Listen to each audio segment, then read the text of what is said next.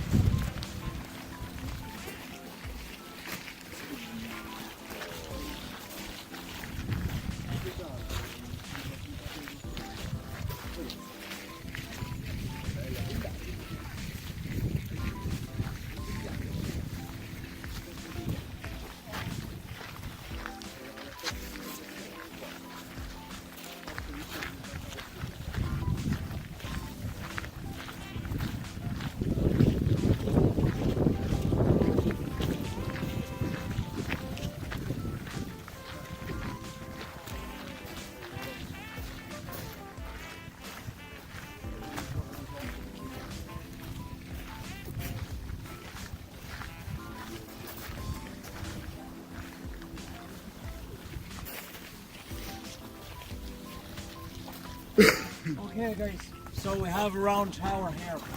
This is one of a very few number of complete round towers left in Ireland. This tower stands over 30 metres tall and you see its beautiful conical roof on it. And there's only a handful of round towers left in Ireland that has their conical roofs intact. And what used to happen to them is they were so high, they used to be hit by lightning. Okay, you can see that one has a lightning conductor on it to protect it. But these towers were constructed about 1,000 years ago and had two functions. One was communication. Obviously back in those days communication was a problem. So the way they did it was by bells. And they put the bells up on top of the ground tower, be up good and high. And then if they needed to alert people, maybe they had to be cleaned.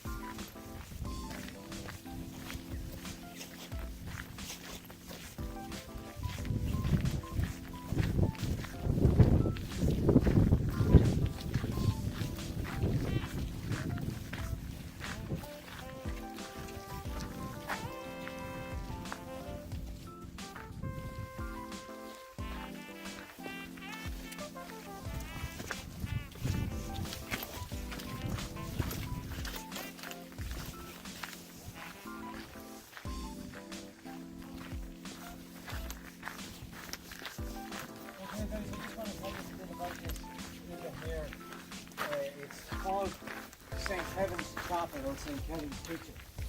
This is the most photographed here. It's a really pretty structure, as you can see. It dates back to around the 1200s. And there's an interesting feature about it. Just over the doorway there. You see over the doorway, you can see something has been pulled out of the wall. It's just kind of filled in with rock.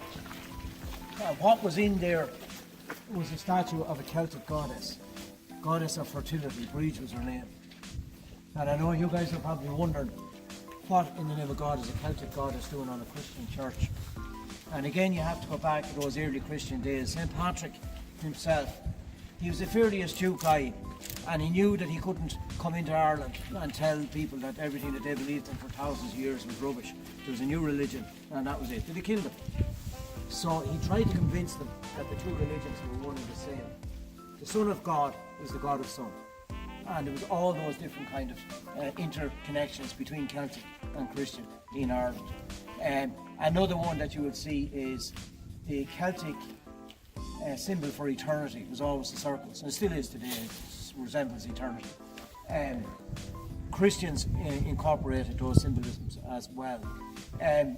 In Ireland, we celebrate St. Bridget's Day on the first day of May every year, and that was the date that the Celts celebrated the feast day of Bridge, their goddess. And they reckon Bridge and Bridget were one and the same person. Okay, so there's a lot of that intertwining of Celtic and Christian traditions back in those days, and for those reasons, just to kind of keep them on side. Okay, so that's it anyway.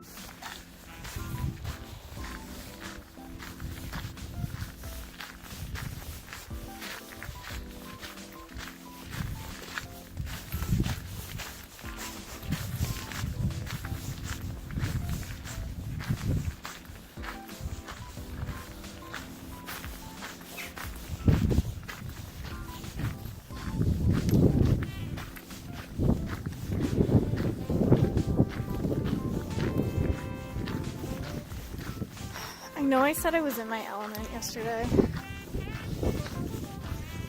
but I particularly am today.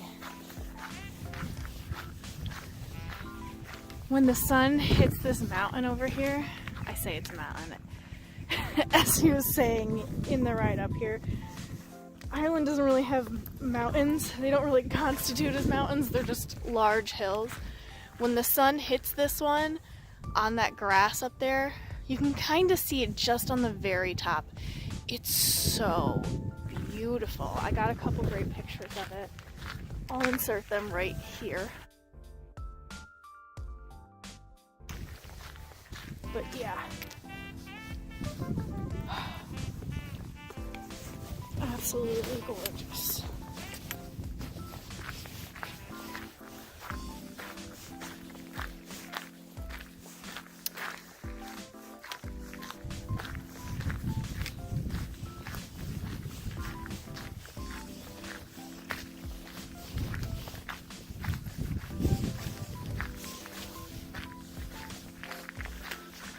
So he did say that Glendalough means between two lakes. So basically there's two lakes over here and this path leads to them. So he said it's about a 20-minute walk to the side and then a 20-minute walk to this way, so it's about 40 minutes all in all. Look at this. Oh my god.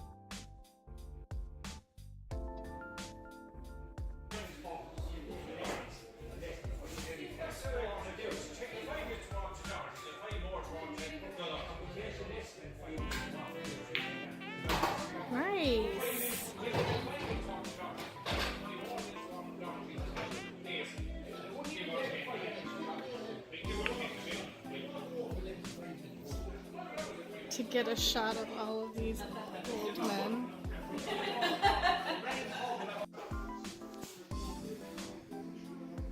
Where'd everybody go? There were so many people in here, but they're all gone. Ah.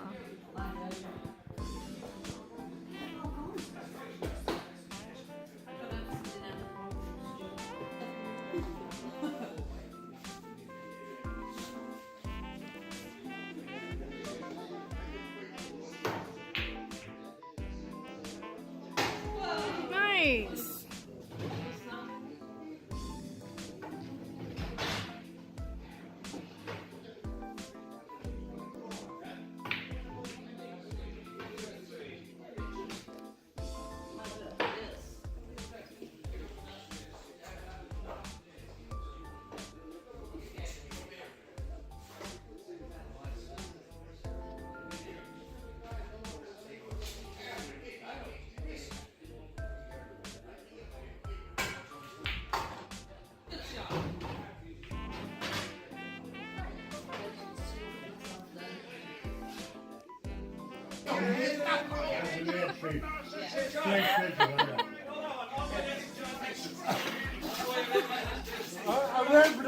I went very sad to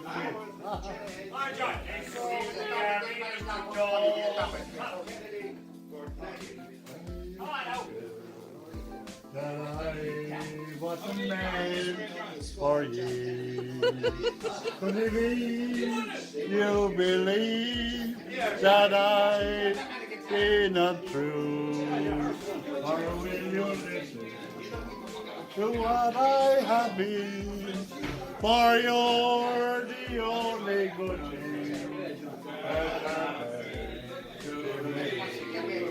We've had our ups and downs, like all others do. But dear, in my heart, you know I worship you.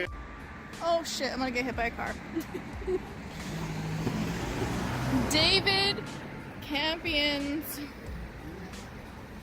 Lounge Bar. The best bar in Kilkenny. Do we not agree? I agree. That's great. Oh god. Whew. My cheeks actually hurt. Oh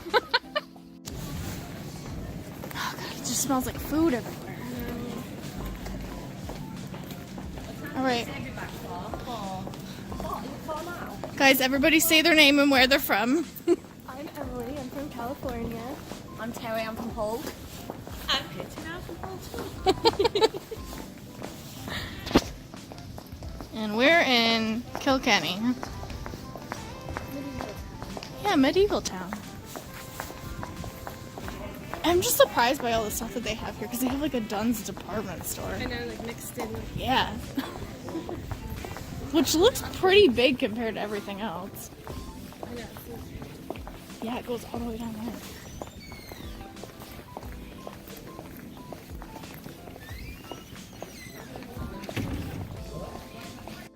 Okay, I keep trying to make this video. Basically, I went on a bus tour on Tuesday to Glendalough and Wicklow and Kilkenny, and I met 3 girls. And we became really quick friends, and then on Wednesday we all took a train to Howth, which is like on the coast, and we did a hike and we went to a pub, and it was a really great time.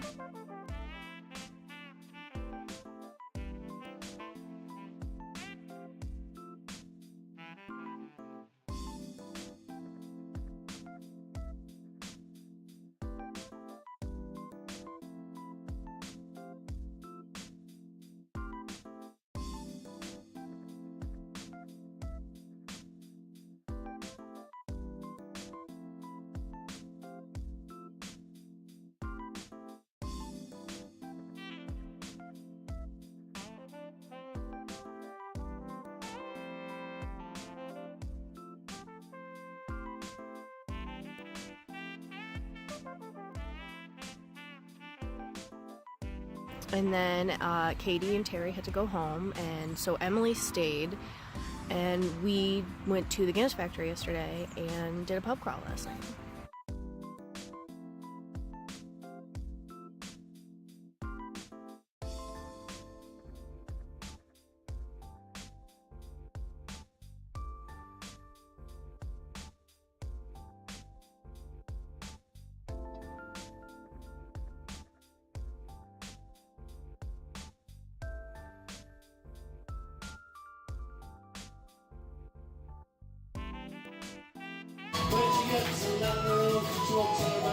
basket home.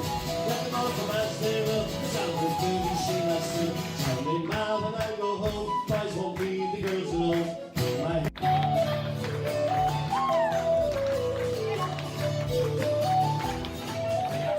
Thank you.